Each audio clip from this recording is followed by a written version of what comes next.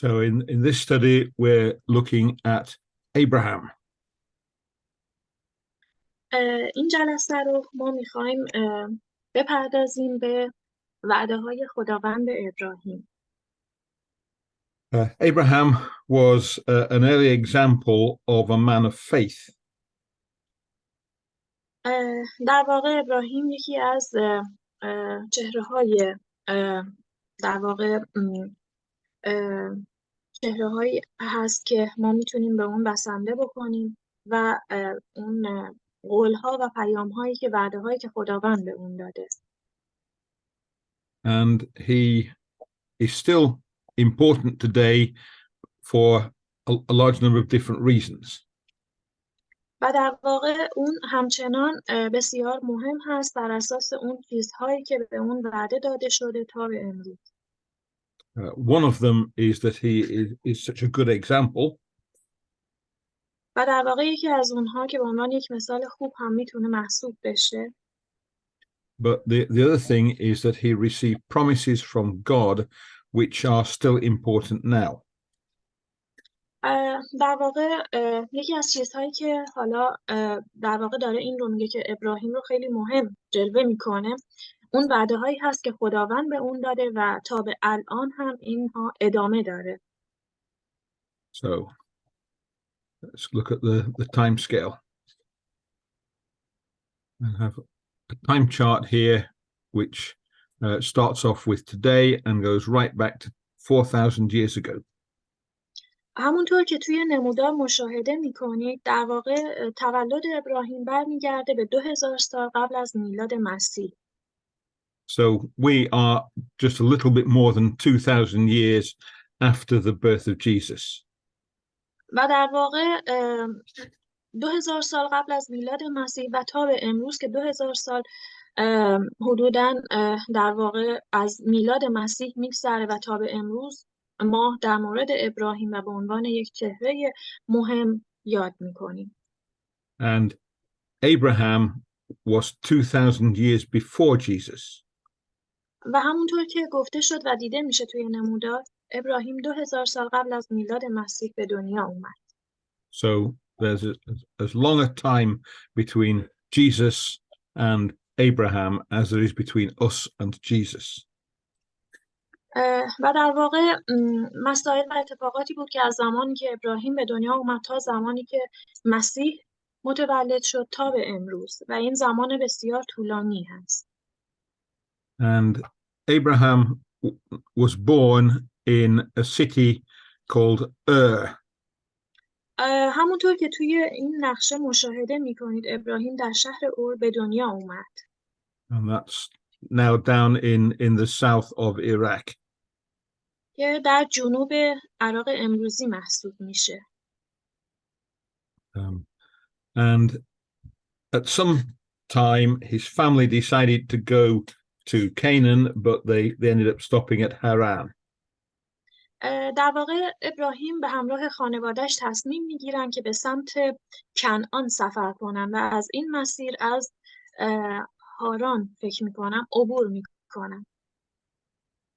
And in Haran, or before then, Abraham received a promise from God. قبل از اینکه ابراهیم به همراه خانواده‌اش به هاران و بعد از اون به در واقع کنعان سفر بکنن وعده‌های خداوند رو دریافت کردن. So let's look in Genesis chapter 11.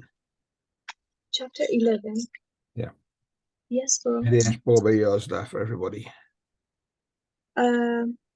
Chapter 11, which verses, sorry? And if we could just read verses 30, well, just verse 31. 31. Yes, sure. I see the egg for everybody else, so they've got to tell the other people so they can look it up as well. Yeah, sure. تارح پسر خود ابرام و نوه خود لوط پسر هاران و عروس خود سارای همسر پسرش ابرام را برگرفت و ایشان با هم از اور به در آمدند تا به سرزمین کنعان بروند. ولی چون به حران رسیدن در آنجا اقامت گزیدند. روزهای زندگانی تارح 250 سال بود و تارح در حران درگذشت.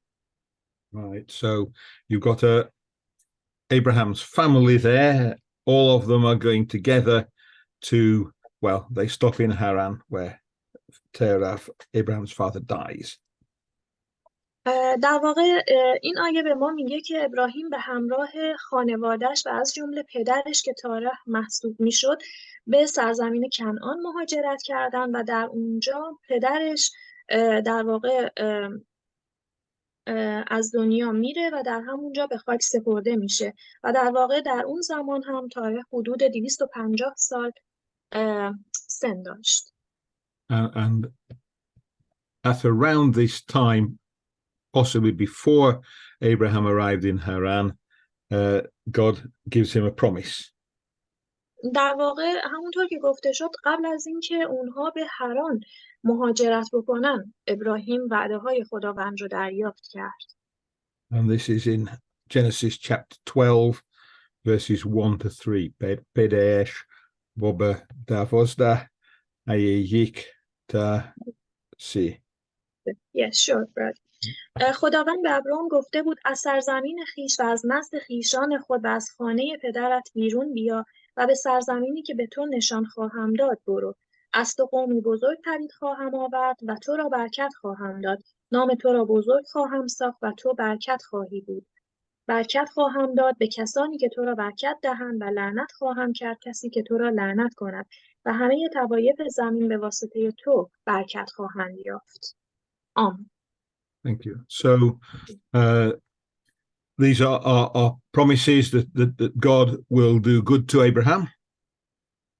و در واقع این آیه داره به ما اون وعده هایی رو که ما در موردش داریم صحبت میکنیم که خداوند به ابراهیم داد رو صحبت میکنیم. Yeah, but it requires Abraham to do something. He has to leave his family and carry on to land of Canaan.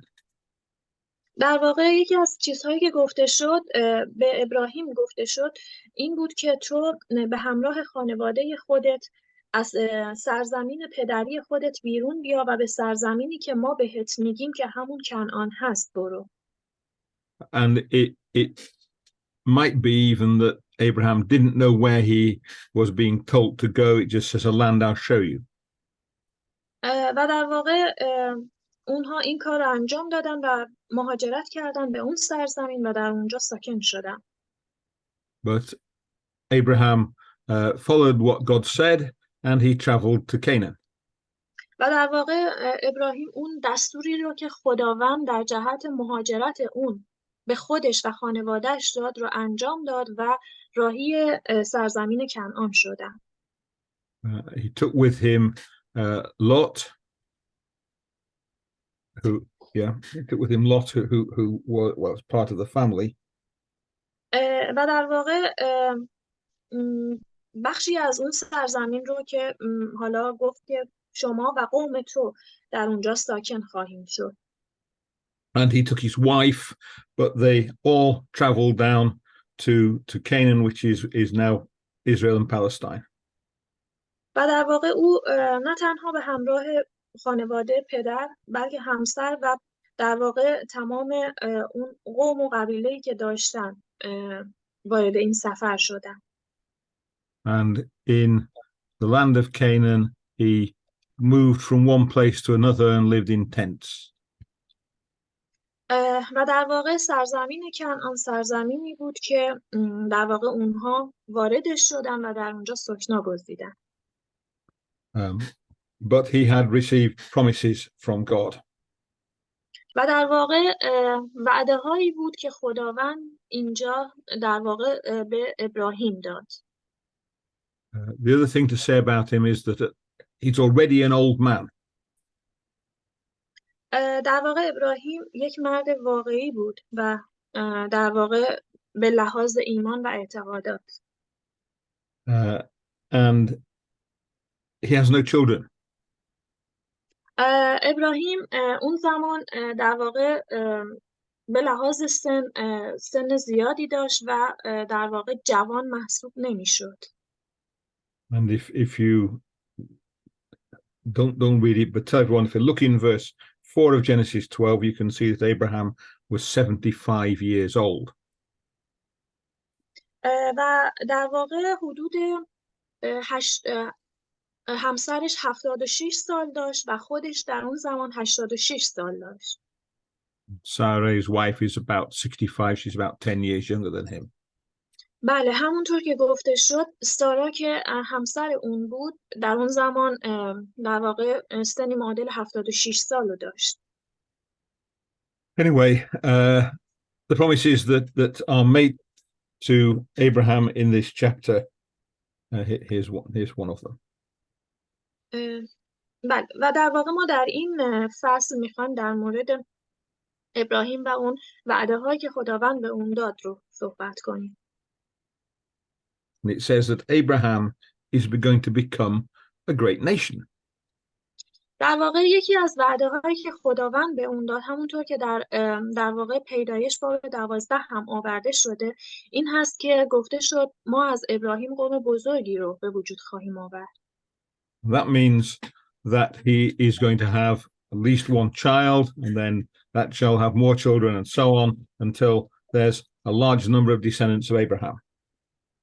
و در واقع این معنیش این هست که اونها باید فرزندی می داشتن که بتونن از نسل اون در واقع قوم بزرگی پدیدار بشه. And the second promise, he's going to be blessed. در واقع خداوند به ابراهیم برکت داد. And it says they're going to give him a great name. و در واقع ابراهیم به واسطه اون وعده‌ای که خداوند بهش داد و اون قومی که از اون به وجود می اومد در واقع باعث برکت همه زمین میشه. That's happened. We're talking about Abraham now. و در واقع ما الان میخوایم در مورد این موضوع صحبت کنیم.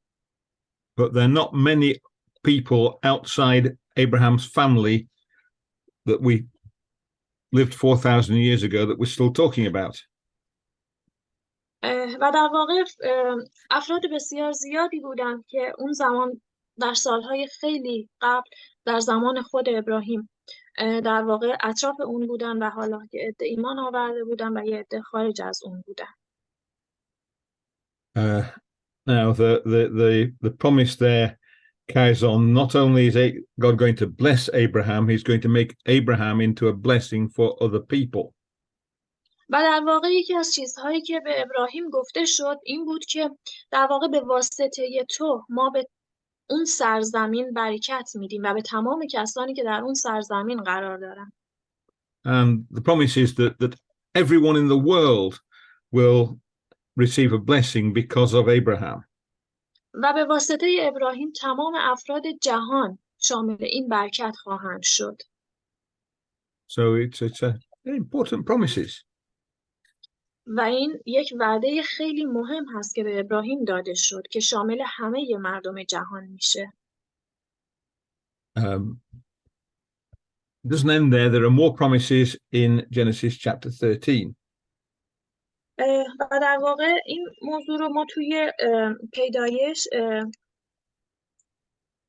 چپتر 13 overseas there. میتونیم داشته باشیم. So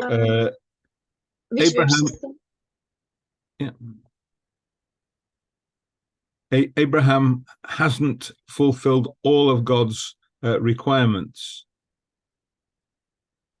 و در واقع ابراهیم یکی از اشخاصی بود که در واقع به خداوند ایمان داشت و شخص مؤمنی بود، معتقدی بود.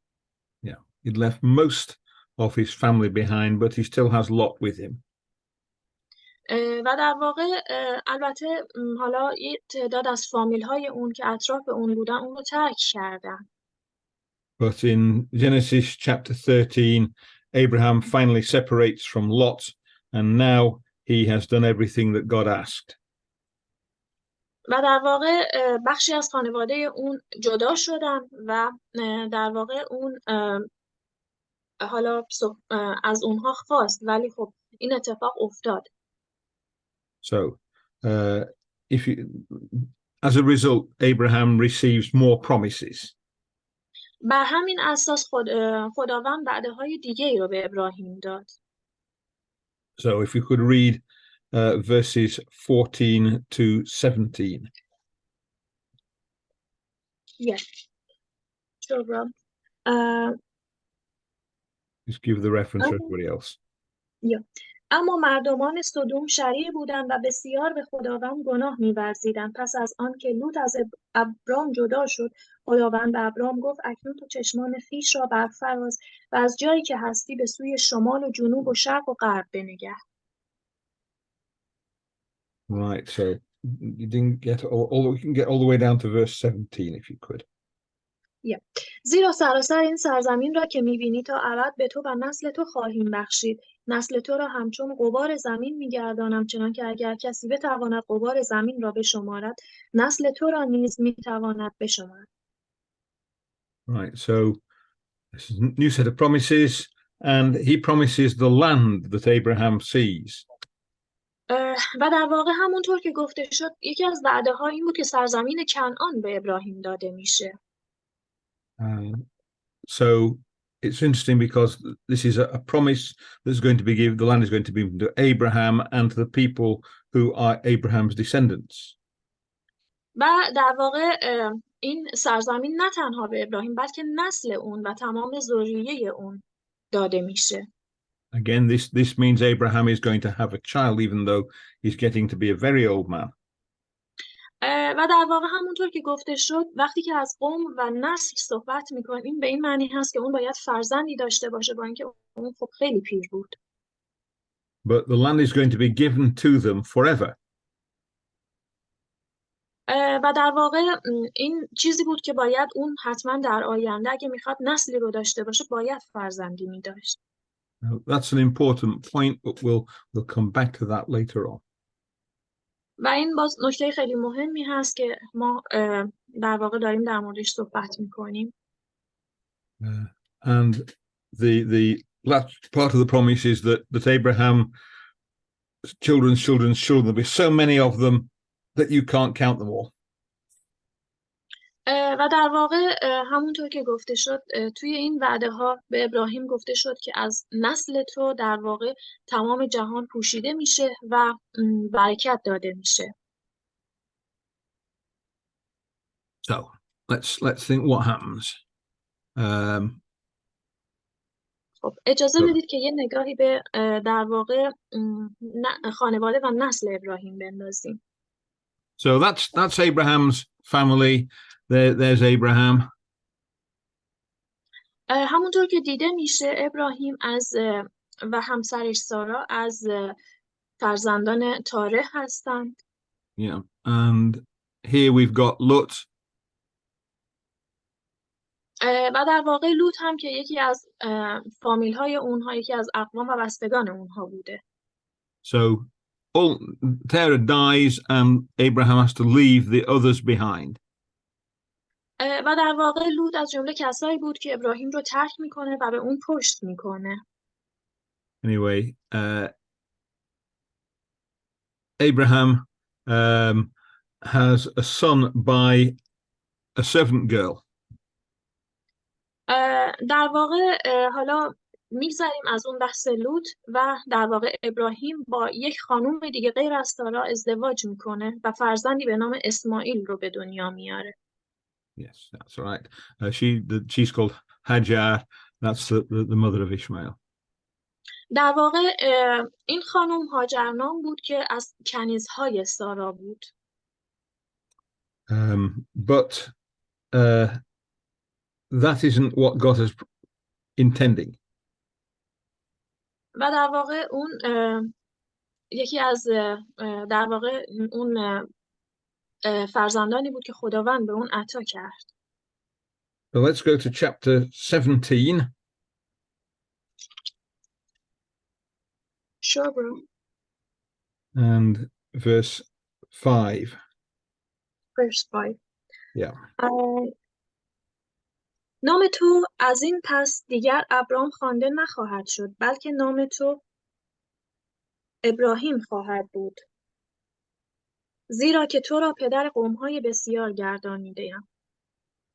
Right. So Abraham originally was called Abraham rather than Abraham, and God has changed his name.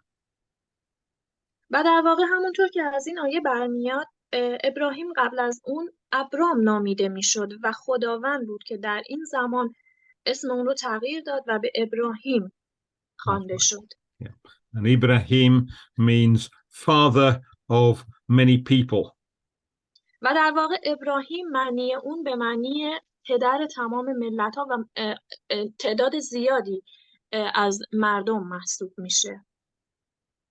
In verse 15, God changes the name of Sarah. She's Sarai originally. He renamed it Sarah.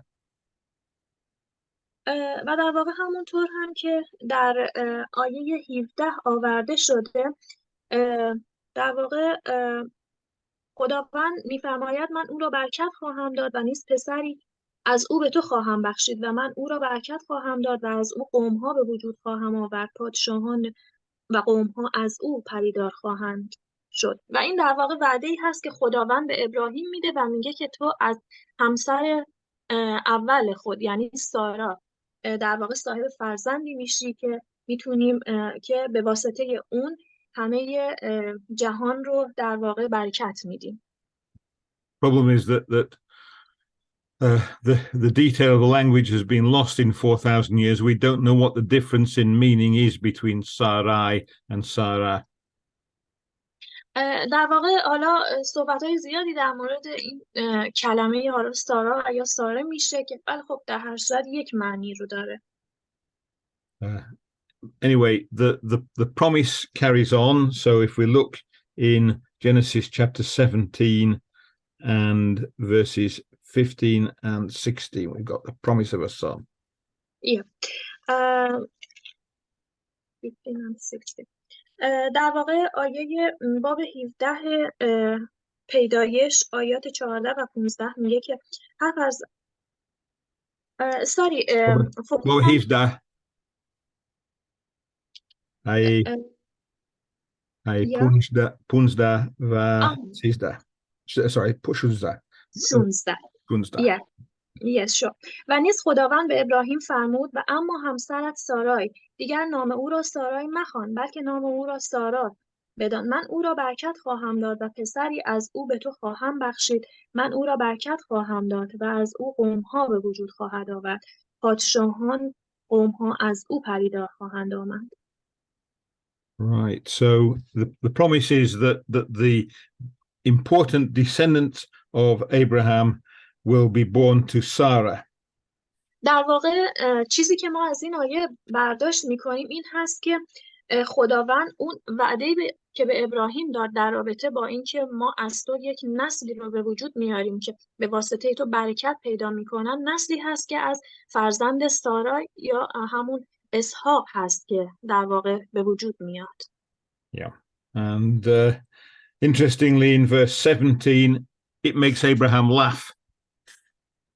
در واقع چیزی که توی آیه 17 این خیلی آیه جالب و جذابی هست که در واقع همونطور که خوندم براتون که ما به واسطه پسر سارا هست که جهان رو برکت میدیم. So Abraham laughs so much he falls on the floor. Sorry, Dr. Johnson. In verse 17, Abraham laughs. He laughed so much he falls over. همونطور که از آیه 17 هم برمیاد در واقع تنها به واسطه این فرزندشون بود که این اتفاق میفته. And the angel says, "Oh, right, well, you call him Isaac."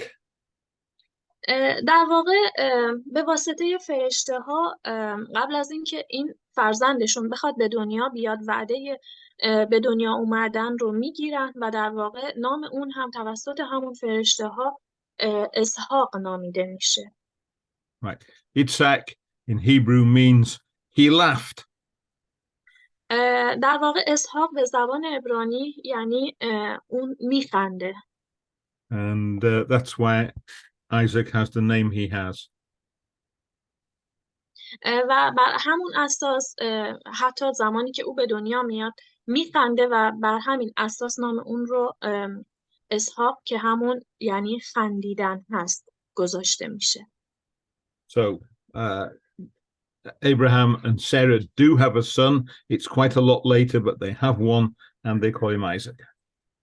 و در واقع در اون زمان هست که ابراهیم و سارا صاحب فرزندی میشن که به واسطه اون قراره جهان متحول بشه. And Isaac will get married and he will have two sons called Jacob and Esau.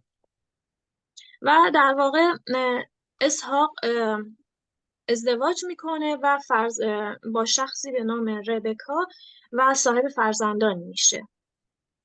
But something else happens before Isaac gets married. در واقع sorry, could you please say again? Yeah. Cutting off. There's another event before Isaac has any children. There's another event that happens that's very important. و در واقع خب چیزی که خیلی مهم هست اینه که باید اسحاق ازدواج میکرد و اون هم فرزندانی به دنیا می آورد تا اون وعده‌ای که قرار بوده بخواد عملی بشه. So we need to move on to Genesis chapter 22. So بله و ما به PDS Boba yeah. So and here Abraham is going to make a sacrifice. در واقع همونطور که از باب 22 پیدایش ما میتونیم برداشت بکنیم قبل از اون که حالا صحبت در مورد خانواده اسحاق هست وعده خداوند به در واقع ابراهیم میده و دستوری میده در واقع مبنی بر قربانی کردن اسحاق. Right, so did you read verses 1 and 2 there? Genesis 22 verses 1 and 2. Yes. و در واقع توی این قسمت میگه که و اما ایامی چند پس از این وقایع خداوند ابراهیم را آزموده بدو فرموده ابراهیم پاسخ داد لبیک گفت پسرت را که یگانه پسر توست و او را دوست می‌داری یعنی اسحاق را برگیر و به سرزمین موریا برو و او را در آنجا بر یکی از کوه‌هایی که به تو خواهم گفت چون قربانی تمام سوز تقدیم کن. So by now Isaac is about 20 years old. در واقع در اون زمان اسحاق سنی در حدود 20 سال داشت.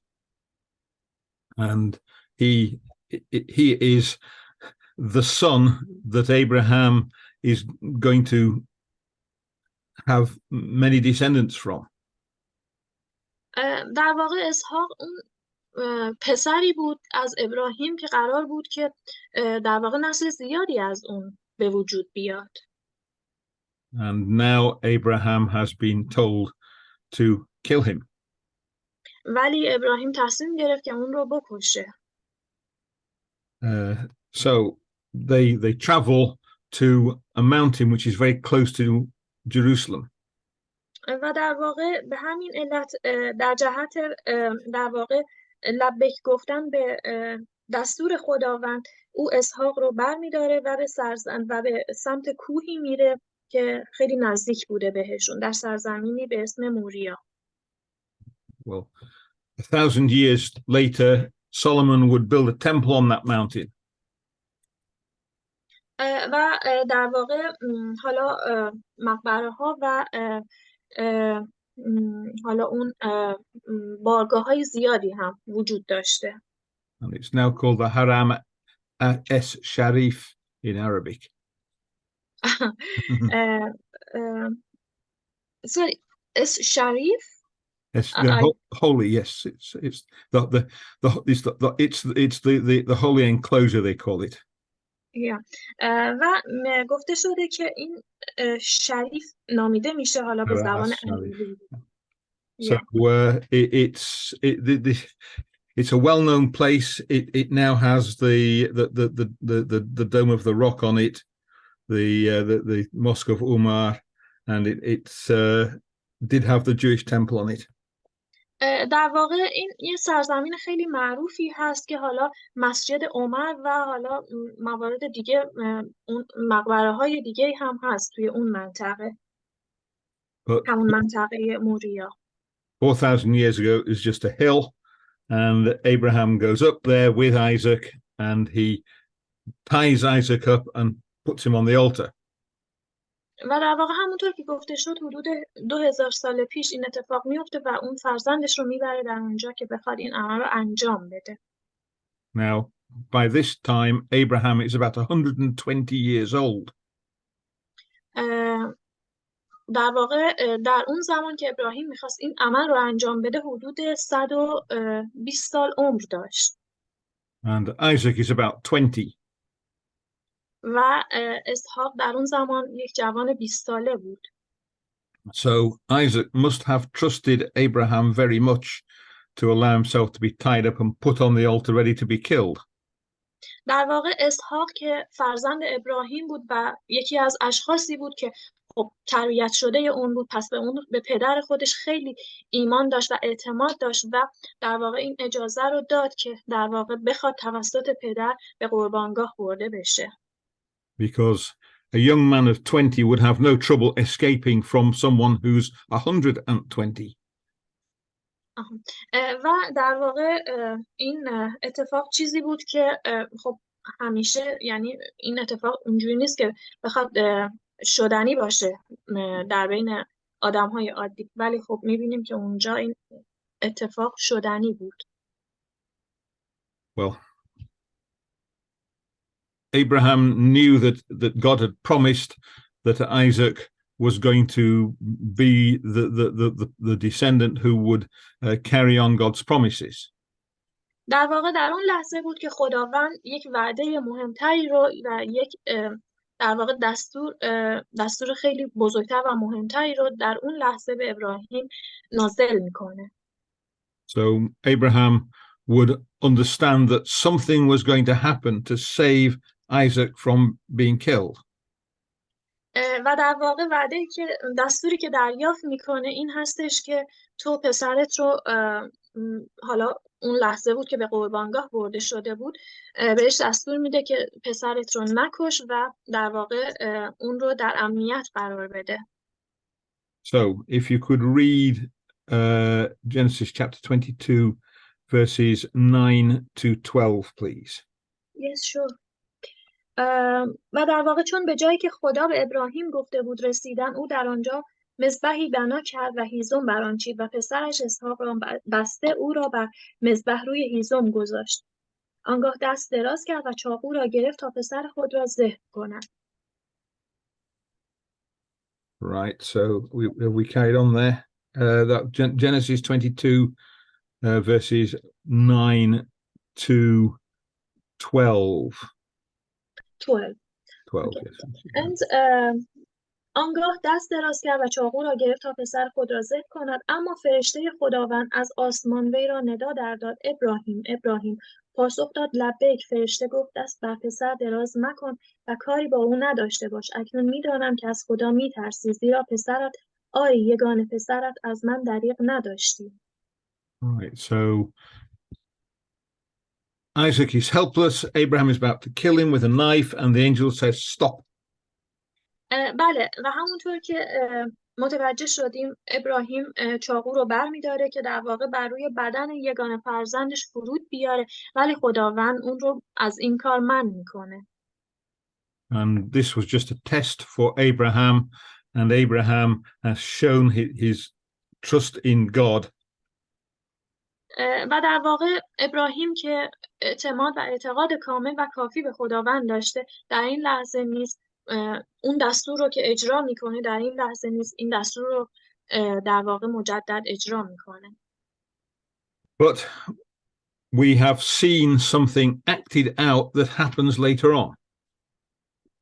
و در واقع حالا چیزهایی که ما میبینیم در بعد از این واقع، این اتفاق. You got to think, who is there who gave his son as a sacrifice and then received him back from the dead? و در واقع چیزی که خیلی مهم هست از این واقعه این هست که اون فرزندش رو به قربانگاه میبره که اون رو قربانی بکنه، ولی خب به اذن خداوند اون در واقع از این کشته شدن جون سالم به در میبره. Yeah. Well, the answer is, of course, it's God. God gave Jesus as a sacrifice for our sins and then received him back from the dead. و در واقع چیزی که ما از این واقعه برداشت میکنیم و در واقع مقدمه بود برای اینکه اون مسئله مهمتر رو خداوند برای ما در واقع بخواد به نمایش بگذاره، قربانی شدن عیسی مسیح هست که به واسطه در واقع اون گناهانی که ما مرتکب شدیم اون قربانی میشه تا بتونه این گناهان ما بخشیده بشه. So 2000 years before it happened, the death and resurrection of Jesus is being acted out near Jerusalem. در واقع این واقعه 2000 سال قبل از میلاد مسیح اتفاق میفته و در واقع 2000 سال پیش هم این واقعه مجدد تکرار میشه به واسطه خود عیسی مسیح و اون در واقع رستاخیز میکنه و اکنون همچنان زنده. And in fact, there is another promise that Abraham gets because of this. و در واقع و یک وعده دیگری خداوند به ابراهیم در واقع منتقل میکنه که بر اساس اون واقعه بوده. And this is in verses 15 to 17. So, Peresh Boba Bisto Yeah. 15 تا 17. Yes, sure. فرشته خداوند بار دوم ابراهیم را از آسمان ندا در داد و گفت خداوند می‌فرماید به ذات خودم سوگند از آنجا که این کار را کردی و پسرت را که یگانه پسر توست دریغ نداشتی، به یقین تو را برکت خواهم داد و نسلت را همچون ستارگان آسمان و مانند شنهای کناره دریا کثیر خواهم ساخت. نسل تو دروازه‌های دشمنان را تصرف خواهند کرد. Right, so that was all including verse 17, was it? And really 18 as well, verse 17. 17. Now, Yeah. the interesting thing here is this is something that a lot of translators miss. It's missed in about half the English translations, and it's probably missed in the Farsi translation. It talks about one descendant. در واقع حالا ممکنه که یه کمی توی این ترجمه هایی که از انگلیسی به فارسی اتفاق میفته، حالا یا از زبونی به زبون دیگه یه سری تغییراتی وجود داشته باشه، ولی چیزی که هست در واقع اون اصل مطلب این هستش که در واقع خداوند اون وعده ای رو که به ابراهیم میده اینه که من از نسل تو در واقع تمام این جهان رو پر میکنم. So it says you'll have many descendants, as many as there are bits of sand on the sea or stars in the sky. و در واقع به اون میگه که من از همین پسر تو در واقع نسلی رو به وجود میارم و نسل‌هایی رو و قوم‌هایی رو به وجود میارم که به اندازه ستاره‌های آسمون هستن. But he then says one of those descendants will own the gate of his enemies. در واقع این نسل تو در واقع اونهایی هستن که میتونن بر دشمنان فائق بیان و دروازه‌های دشمنان رو تصرف بکنن. So there's one out of all those descendants, there's one very special one. و در واقع این یک قوم هست و مخصوصا یک قوم خاص هست که این کار انجام میده که همون نسل ابراهیم هست. And like I said, most translations miss the fact he's talking about one. It's picked up in the New Testament and the Apostle Paul comments on it as well. و در واقع همونطور که این مسئله در عهد جدید هم آورده شده و در واقع این وعده رو دوباره تکرار میکنه. And if you check up the Hebrew, one descendant is correct. و در واقع عبرانیان در واقع مؤید این مطلب هست که این اتفاق دوباره میفته و وعده‌ای که داده شده اونجا دوباره گفته شده در موردش. And if you look in verse 18, if you could read verse 18, you'll see what this descendant is going to do. Yes, sure. در واقع 18 عبرانیان 18 Yeah. در واقع آیه 18 عبرانیان گفته شده که همان را که درباره‌اش گفته شده بود نسل تو از اسحاق خوانده خواهد شد. و در واقع می‌بینیم که اینجا دوباره خداوند در واقع توی نسل در واقع عهد جدید در عبرانیان میاد و این موضوع رو دوباره عنوان میکنه که من از نسل پسر تو اسحاق در واقع این جهان رو پر میکنم. Yeah. So it's in Jesus, the descendant of Abraham, that all the earth is going to be blessed. در واقع اون نسلی که در موردش صحبت میشه و در عهد جدید هم در موردش در واقع تکرار میشه همون عیسی مسیح هست که به عنوان نسل ابراهیم در واقع برکت داده میشه و به واسطه اون تمام جهان برکت میگیره. So Abraham is the father of Isaac. Isaac is the father of Jacob and Esau. همونطور که توی نمودار هم میبینید تاره پدر ابراهیم، ابراهیم پدر اسحاق و اسحاق صاحب 2 فرزند به نام یعقوب و عیسی میشه. And we then have there we go. Jacob gets renamed. He's no longer going to be called Jacob. He's going to be called Israel.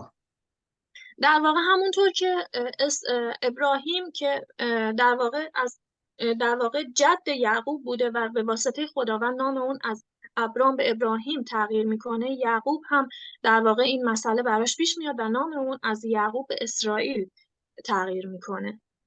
He has 12 sons. و اون 12 پسر داشته. And of course they're known as the 12 children of Israel, and they are the leaders of 12 different parts of the nation of Israel. و در واقع از این 12 فرزند هست که اقوام بسیار زیادی در واقع شکل میگیره و در قسمت‌های مختلف در واقع این قوم‌ها زندگی میکنن و در واقع ادامه میدن زندگیشونو. And for a while the nation is known as the children of Israel.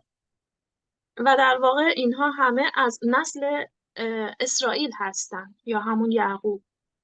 But then the nation gets renamed Israel. They lose the word children of. They just become known as Israel. و در واقع این قوم رو قوم اسرائیل مینامن به واسطه اون تغییر نامی که پدرشون از یعقوب به اسرائیل میگیره. And 1,000 years later, we have a descendant of one of those people, Judah. و در واقع یکی از نسل هایی که به وجود میاد از فرزندان در واقع اسرائیل که یهودا نامیده میشه در واقع داوود هست. Yeah. So David is the king of Israel, and he is a descendant of Abraham. در واقع داوود پادشاه اسرائیل و یکی از در واقع فرزندان و از نسل یهودا و در واقع اسرائیل هست. And David also receives promises from God. در واقع داوود هم همانند جدش که همون ابراهیم بوده وعده هایی را از خداوند دریافت میکنه. So if you could go to the second book of Samuel, دوم ساموئل. و در واقع این رو میتونیم توی دوم ساموئل باب 7 داشته باشیم. Give you a moment to find it.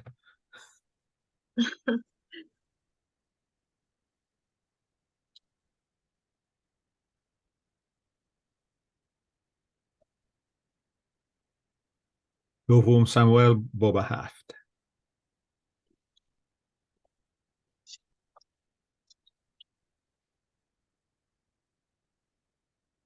Yes, sure.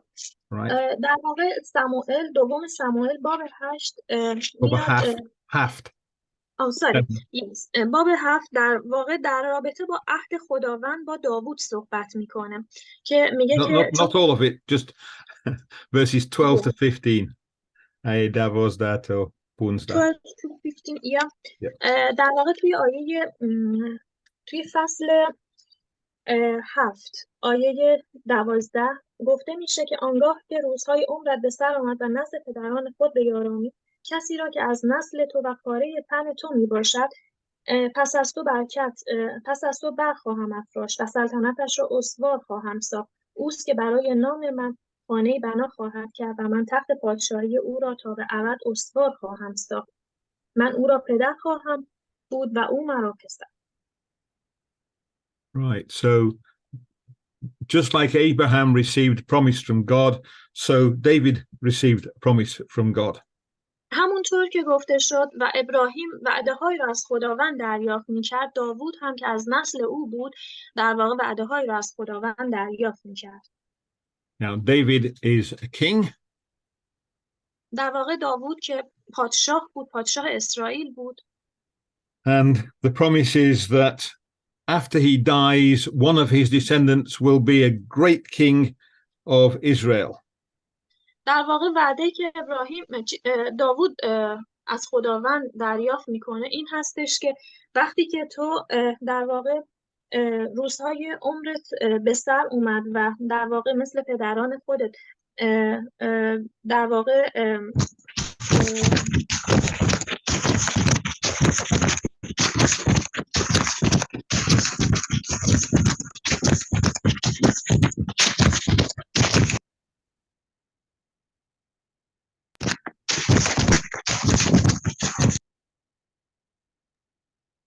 I'm afraid I accidentally muted you there. There are you back. و در واقع وعده‌ای که در واقع داوود همانند پدرش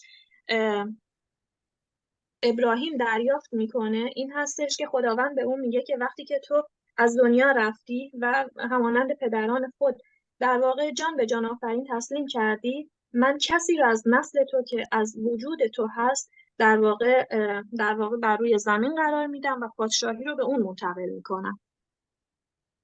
So this is a king, according to the promise, this king will rule forever. He won't ever stop ruling. و در واقع این پادشاهی وعده‌ای که به داوود داده شد همین پادشاهی هست و قوانینی هست که در اون قرار میگیره و در واقع به نسل اون یعنی به فرزند اون در واقع داده میشه. Now, Solomon, the son of David, became the king of Israel. و در واقع همونطور که ابراهیم داوود پادشاه بوده و پادشاه اسرائیل بوده، بعد از اون نسل اون به این پادشاهی میرسه. But he doesn't match the promise because he became king before David died. و وقتی که در واقع داوود میمیره فرزند اون میاد و این تخت و تاج پادشاهی رو به دست میگیره. Yeah, when David was very old and he couldn't carry on doing the work of a king, he made Solomon his son king, and the two of them were both kings at the same time. و در واقع در روزهای آخر و پایان عمر داوود بوده که در واقع چون اون در واقع ناتوان از این بوده که بخواد اداره امور رو به دست بگیره، فرزند اون سلیمان تخت پادشاهی رو به دست میگیره و جای پدر میشینه. And of course, Solomon's kingdom didn't last forever. It passed on to Solomon's sons and his son's son, but in the end, it was destroyed by the Babylonians. و در واقع چیزی که اون بعدی که البته صحبت ما میکنیم در موردش، در مورد اون پسری هست که در واقع برای همیشه این تخت و تاج پادشاهی به اون داده میشه و پادشاهی رو به دست میگیره. So we're looking for someone who's a descendant of David, who is going to be able to rule a kingdom and rule it forever without any end. و در واقع توی اون صحبت هایی که به ابراهیم میشه در مورد نحوه پادشاهی کردن و نحوه در واقع اون قوانینی که وجود داره که قوانین خداوند هست آورده میشه و صحبت میشه. And of course, Jesus is a descendant of David. و همونطور که بر همه مبرهن هست در واقع عیسی مسیح هست که از نسل داوود هست و این تخت و تاج پادشاهی منظور همونی هست که به عیسی داده میشه. The promise of Jesus is that one day he will come back and he will rule God's kingdom. و در واقع اون وعده‌ای که داده شده بود معنیش این هست که در زمان عیسی اتفاق میفته و اون به زمین برمیگرده و این قوانین خداوند رو به عنوان پادشاه بر روی زمین عملی میکنه. And of course, the kingdom of Jesus will never reach an end. و در واقع این پادشاهی متفاوت از پادشاهی‌های قبل هست و به پادشاهی خداوند تغییر داده میشه. So let's summarize what we've seen.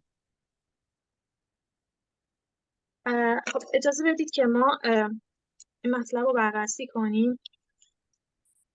The first thing about it is that Abraham was a very faithful man. He followed what God said he should do. در واقع اگه بخوایم حالا جمع‌بندی داشته باشیم توی این برنامه، ابراهیم یک شخصی بود که بسیار معتقد و ایماندار به خداوند بود و در واقع زندگیش بر این اساس پیش میرفت. So Abraham received promises from God. در واقع اون وعده‌هایی رو از خداوند دریافت کرد. And he believed those promises, and that made him live his life the way that God wanted him to do. در واقع از آنجایی که اون بسیار شخص معتقدی بود به خداوند، نه در رفتار و در واقع کردار، بلکه مهمتر از اون در قلبش به خداوند ایمان داشت و در نتیجه هر دستوری که خداوند به اون میداد و هر قول و وعده که اون در واقع از جانب خداوند دریافت میکرد همه رو اجرا میکرد. Promises he received, the promise that he would have a son and through him many children. در واقع یکی از وعده هایی که اون دریافت کرد در رابطه با فرزندش و اون نسل بزرگی که از اون به وجود میاد. That his name would be great, be known everywhere. و در واقع به نام اون فرزندش تمام جهان در واقع شکل میگیره و در واقع به نام ابراهیم برکت میگیره. That he would have one very special descendant. و این نسل یک نسل بسیار خاص هستن. And that this would bring a blessing on the whole of the world. و در واقع تمام جهان رو در بر میگیرن. And he was also promised the land of Canaan. و در واقع در سرزمین کنعان هم مستقر هست. Now, when Abraham died, he didn't own any land at all. در واقع ابراهیم توی اون سرزمین، همون سرزمین کنعان که گفته شد، در واقع در اونجا میمیره و در واقع حالا نسلی هم که از اون به وجود میاد و در آینده پادشاهی رو خواهد داشت در همین سرزمین خواهد بود. He had bought a cave that he could bury his wife in when she died. و در واقع اون زمان خب همسرش هم که میمیره در همونجا و البته خب حالا ناگفته نمونه که اون در واقع برای همسرش اون زمان هم یک مقبره رو تهیه میکنه و در واقع در همون سرزمین کنعان اون رو به خاک میسپارن. But God had promised to give Abraham the land and he hadn't received it when he died. و در واقع وعده‌ای که خداوند به ابراهیم میده اینه که این سرزمین کنعان تمام و کمال به تو میرسه و پادشاهی اون از آن تو خواهد بود.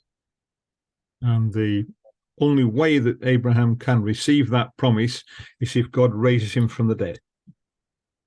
در واقع وقتی که ابراهیم این قول و وعده رو از خداوند دریافت میکنه اون زمانی بوده که اون زمان هنوز فرزندی هم حتی نداشت. And in the next study we'll see how the promise of life for everybody is that at the end of days we will be raised back to life from the grave. و در واقع اون زمان که این وعده رو دریافت میکنه، وعده ایه که در واقع اون شکوه و فیض و برکت رو در واقع وعده اینها رو میگیره از خداوند که در اون سرزمین به دست خواهد آورد. Right. So the promises to Abraham are important because they're a start to the gospel. در واقع وعده‌ای که به ابراهیم داده میشه و این قول اخیری که به اون داده میشه شروع آمدن در واقع انجیل هست که در کتاب انجیل هم البته آورده شده. And that's why we still study the promises that God made to Abraham. و در واقع ما توی این کتاب میخونیم این وعده هایی رو که به ابراهیم داده شده. So, thank you everyone for listening. You're welcome.